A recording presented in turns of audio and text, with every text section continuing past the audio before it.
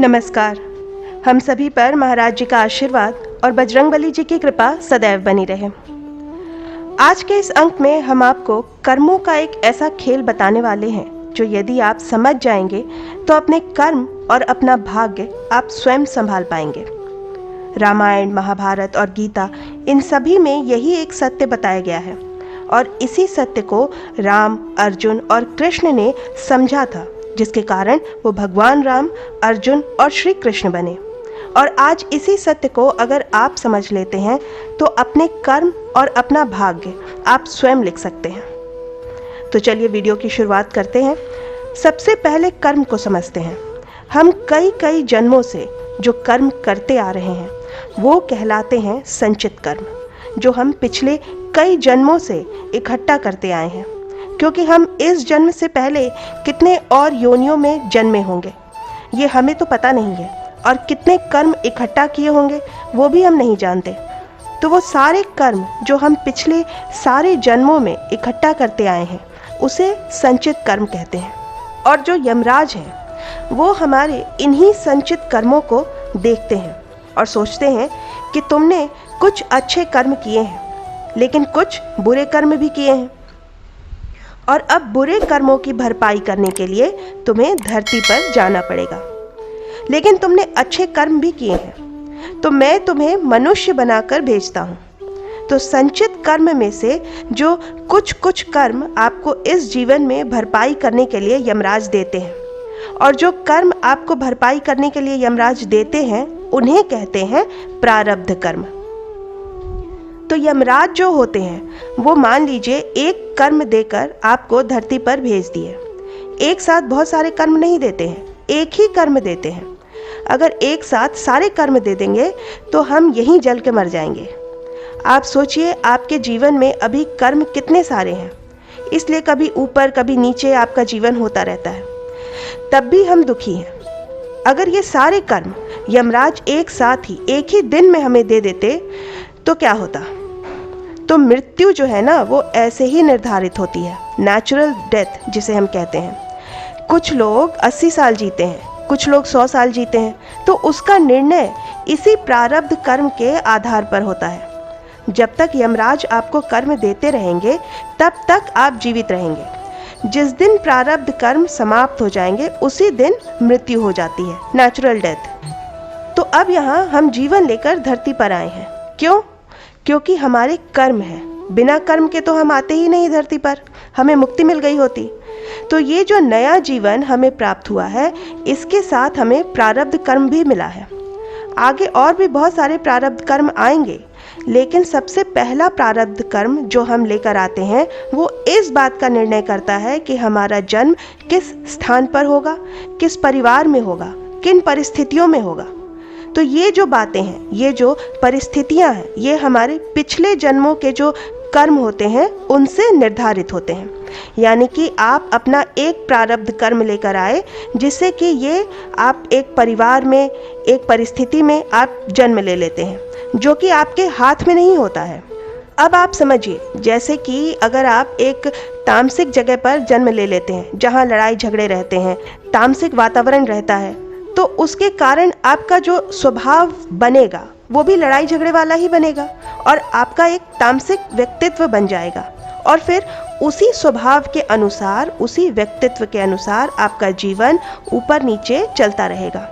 यमराज प्रारब्ध कर्म आपको देते जाएंगे, और चूंकि आप तामसिक हैं तो आप हर पल उसी के हिसाब से लोगों का बुरा सोचते जाएंगे और उसी अनुसार आप कर्म करते जाएंगे। और ऐसा नहीं है कि इसमें आपकी कोई गलती है, यही तो आपका भाग्य है। आपका पहला कर्म आपको एक ऐसी जगह ले आया जो आपके हाथ में था ही नहीं, इसलिए जो भी कर्म आपसे स्वभाववश हुए, जो आपके हाथ में नहीं थे, वो आपके द्वारा होने ही थे। लेकिन अब जब आप ये बातें समझ चुके हैं, ये प्रारब्ध कर्म के बारे में अब आप जान चुके हैं, तो आपके कुछ अच्छे कर्म भी अवश्य रहे होंगे, तभी आप ये वीडियो देख रहे हैं। कर्मों के इस गूढ़ रहस्य को आप जान पा रहे हैं। तो अब से आपको जो आपके कर्म करने हैं उन्हें नकारात्मक और बुरे परिणामों की तरफ नहीं जाने देना है, और केवल अच्छे परिणाम की ओर, सही दिशा में आपको अपने कर्मों को लेकर जाना है। क्योंकि अगर आपके कर्म सही हैं, उनकी दिशा सही है, तो आपकी मुक्ति निश्चित है, आपका सौभाग्य निश्चित है। तो अब इससे आगे बढ़ते हैं। अब यमराज आपको प्रारब्ध कर्म जो देते जाएंगे, उसको अगर आप सही निर्णय लेकर सही दिशा में अपने कर्म करते हैं, सकारात्मक परिणामों की आप चेष्टा करते हैं, तो आपके साथ भविष्य में भी सब कुछ अच्छा ही होगा। क्योंकि ये हमारे, देखिए, पूर्वज भी यही बात कह गए कि अच्छा करोगे तो अच्छा ही मिलेगा और बुरा करोगे तो बुरा ही मिलेगा। तो जो चीज़ आगे भविष्य में होने वाली है, उसको कहते हैं आगामी कर्म, यानी कर्मों से मिलने वाला फल। और जो चीज़ें आपके हाथ में है और आप उन्हें कर सकते हैं, जिसका अच्छा बुरा आप सोचकर निर्णय लेकर जो कर्म आप कर सकते हैं, उसको कहते हैं क्रियमाण कर्म। अभी तक जो आप कर चुके हैं वो आपके प्रारब्ध कर्म थे, आपका प्रारब्ध था, वो आपके हाथ में नहीं था, वो होना ही था, वो आप बदल नहीं सकते थे। और जो भी उसके परिणाम आपके जीवन में आएंगे, आपको उन्हें स्वीकार करना ही होगा और आप उन्हें स्वीकार कर लीजिएगा, सब कुछ ठीक हो जाएगा।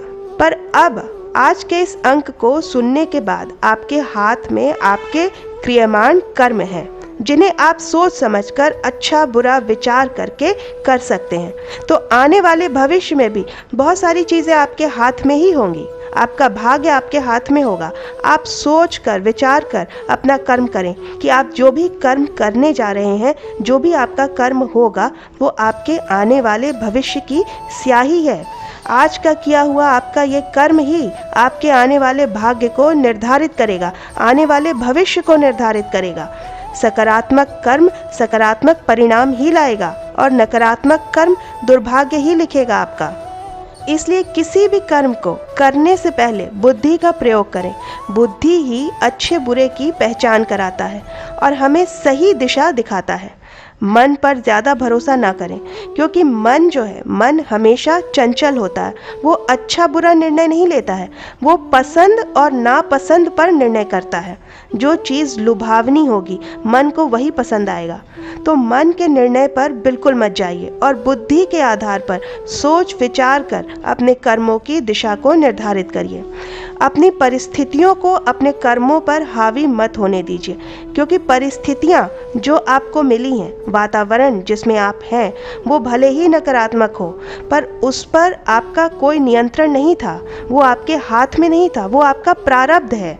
जो संस्कार आपको प्रारब्धवश प्राप्त हुए हैं, जो भी आपकी नियति है, उसको आप अपने वर्तमान के कर्मों पर हावी मत होने दीजिए।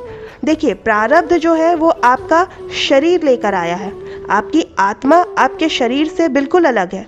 वो मृत्यु के बाद किसी और के शरीर की हो जाएगी और इसके पूर्व जन्म में किसी और शरीर में थी। तो आप प्रारब्धवश जो भी दुख लेकर आए हैं या जो भी आपका बुरा समय अपने जीवन में आप देख रहे हैं, उसे चुपचाप सह जाइए, उसे भोग लीजिए और भोग कर उसे समाप्त करिए। यही उसका सबसे अच्छा निवारण है। और अब चाहे जिस भी परिस्थिति में, आगे से आप जिस भी परिस्थिति में आप हो, अपने क्रियमाण कर्मों को यानी अपने वर्तमान कर्मों को ऐसे करिए, ऐसी दिशा दीजिए कि आपकी आत्मा को आपके इसी शरीर में मुक्ति मिल जाए। और अगर मुक्ति नहीं भी मिलती है तो कम से कम ऐसे कर्म करिए जिससे कि आपका आगे आने वाला जो भविष्य है वो सकारात्मक हो, आप प्रभु के और करीब पहुंच सकें। अगर आप इस बात को समझ गए कि आपके कर्म आपके हाथों में ही हैं, तो आप समझ लीजिए कि आपका भविष्य ही आपके हाथ में है। तो धीरे धीरे, ये एकदम से नहीं होगा, धीरे धीरे आप इसे प्रयास में लाएं। बुद्धि को शुद्ध रखें, हनुमान चालीसा का पाठ करें। हनुमान चालीसा के पाठ से बुद्धि शुद्ध होती है, विचार सकारात्मक होते हैं और शुद्ध बुद्धि से जब आप सोच विचार कर अपने कर्म करेंगे तो आप देखेंगे कि आपका आने वाला जीवन निश्चित तौर पर आपके लिए एक सुनहरा भविष्य लेकर आएगा। जीवन में परेशानियां आती रहेंगी, ऐसा नहीं है कि परेशानियां आनी समाप्त हो जाएंगी, परेशानियां आती रहेंगी, पर उसे आप प्रारब्ध समझकर भोगते जाइए, भोग कर समाप्त कर दीजिए। यही सबसे अच्छा निवारण होता है प्रारब्ध का। पर उन मुश्किल परिस्थितियों का असर आप अपने वर्तमान कर्मों पर मत पड़ने दीजिए। वर्तमान के कर्मों को शुद्ध विचार से सकारात्मक सोच के साथ करें तो आपके सारे कलेश और सारे विकार दूर होंगे। हम हनुमान चालीसा में पढ़ते हैं ना, बुद्धिहीन तनु जानिके सुमिरो पवन कुमार, बल बुद्धि विद्या देहु मोहि हरहु कलेश विकार। तो आज का ये अंक आपको कैसा लगा, आप कमेंट करके हमें ज़रूर बताइएगा। आशा करती हूँ कि आज का ये अंक आपकी साधना में और महाराज जी की भक्ति में सहायक सिद्ध होगा। इसी प्रार्थना के साथ मिलते हैं अगले अंक में। तब तक के लिए जय बाबा की। हरे हरे हरे राम राम राम हरे हरे, हरे कृष्णा कृष्णा कृष्णा हरे कृष्णा कृष्णा हरे कृष्णा कृष्णा कृष्णा कृष्णा कृष्णा